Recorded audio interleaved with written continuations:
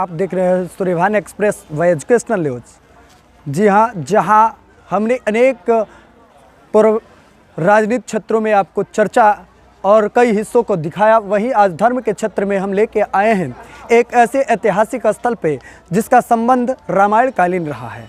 और उस रामायण कालीन इतिहास के बारे में हम बता दें आपको, जैसे रामायण में एक तर्क मिलता है और उस तर्क के पुरातत्व विभाग भी सिद्ध करता है कि हम जहाँ पर आज खड़े हैं वो कभी पावापुरी यानी कि बाली की नगरी हुआ करती थी और उस बाली की नगरी में देवी देवताओं का पूजन पाठ हुआ करता था।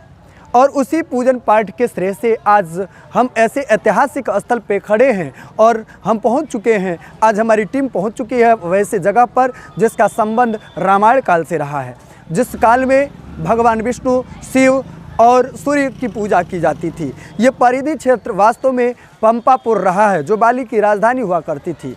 और बाली की असीम अनुकंपा से जैसे इसका श्रद्धा ऐसा बताया जाता है, यहाँ के जो भगवान शिव हैं आराध्य, इनको पावापुरी के लोग, पंपापुरी के लोग पूजन और पाठन किया करते थे। इसके विषय में एक मान्यता और है, जब हमारे देश में लोकतंत्र के बजाय राजतंत्र हुआ करता था और यहाँ के राजा खगेंद्र प्रताप शाही हुआ करते थे, फतेह बहादुर शाही हुआ करते थे, उसी समय यहाँ पर इस शिवलिंग की उद्भव हुआ। जिस प्रकार फतेह बहादुर शाही जी के द्वारा 2 मुस्लिम सिपाहियों को मृत्युदंड की सज़ा सुनाई गई थी, फांसी की सज़ा सुनाई गई थी, और वो भगते भगते जंगलों और झाड़ियों में रहने के लिए, आश्रय लेने के लिए, रात्रि बिताने के लिए इस जगह पर आए थे। वह जगह कोई और नहीं जबकि ये गर्भगृह है। हम अपने कैमरामैन से चाहेंगे कि आप इस गर्भगृह को दिखाएं। वह जगह कोई और नहीं जबकि ये गर्भगृह ही था जहाँ पर भगवान शिव शंभु अपने स्वयंभू के रूप में यहीं पर सिपाही लेटने का कार्य किए थे। और लेटने के बाद उनके मस्तक से ये शिवलिंग, भगवान का शिवलिंग स्पर्श हुआ और उनको लगा कि कोई ईंटा और पत्थर है, उसे हटाने का प्रयास किया, लेकिन भगवान की आकृति को, श्री विग्रह को देखकर उन्होंने सोचा कि वास्तव में ये भगवान है और भगवान से मन्नतें मांगे कि हे भगवान, अगर आप देवता हैं, हिंदुओं के देवता हैं, अगर आप में इतना ही दम है तो मेरी फांसी की सज़ा से मुक्त करवाइए, हम आपके मंदिर को बृहद बनाने का कार्य करेंगे। भगवान शिव शंभु त्रिकालदर्शी सुनने का कार्य किए और सुनने के बाद से यानी कि उन सिपाहियों का मुरादा पूरा किए और मुरादा पूरा करने के बाद से ये बात राजा तक पहुंची और राजा के पास पहुंचने के बाद से राजा ने उन्हें फांसी की सज़ा से मुक्त करवाया। यही नहीं, जब राजा को पता चला कि इस जगह पर भगवान शिव शंभु स्वयंभू के रूप में प्रकट हुए हैं, तो कई बार प्रयत्न किया कि इस शिवलिंग को, इस भगवान शिव के श्री विग्रह को अपने राज में लेके जाएं।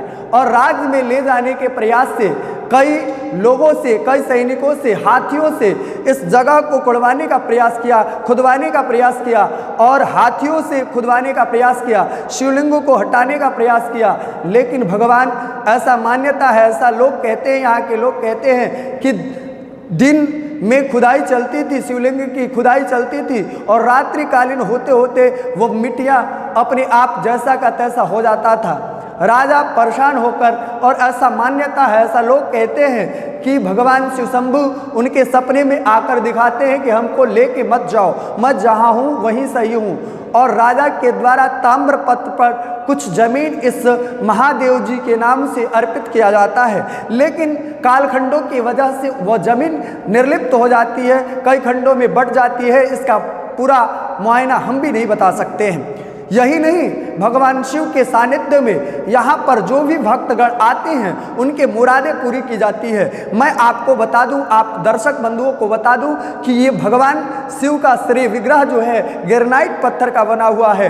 कुछ लोग, ऐतिहासिक तत्व के लोग ये बताते हैं कि ये पत्थर गुप्तकालीन है और गुप्तकालीन होने के कारण ये बड़ी ही कीमती पत्थरों से निर्मित है और भगवान स्वयंभू हैं। और यही नहीं, इनके साथ साथ इस जगह पर बहुत सारी श्री विग्रह निकली हुई हैं। जैसे मैं आपको बता दूं, आज मतलब तेरस के पर्व पर, फाल्गुन और तेरस के पर्व पर महादेव के मंदिर में ढेर सारे भक्तगण, माताएं और बहनें, ढेर सारे आर्तगण, दुखी लोग बाबा के दरबार में आते हैं और बाबा उनकी मुरादों को पूरा करते हैं। यही नहीं, भगवान शिव का पूजा करने के बाद से भगवान काल भैरव बाबा का पूजा होता है।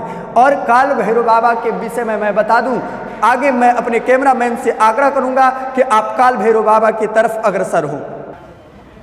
अब आप जो जगह देख रहे हैं वो बाबा काल भैरव का है। जैसे शिव जी की पूजा करने के बाद से ये धार्मिक मान्यता है कि काल भैरव बाबा का पूजा न करने के बाद से भगवान शिव का पूजा सार्थक नहीं होता है। और यहाँ ढेर सारी प्रतिमाएं पड़ी हुई हैं जो ग्रेनाइट पत्थर का बना हुआ है और ये कीमती पत्थरें हैं, करोड़ों दाम में बिकने वाले पत्थरें हैं। अगर इसकी कीमत हम लगाएं तो करोड़ों की कीमत में लगेगी।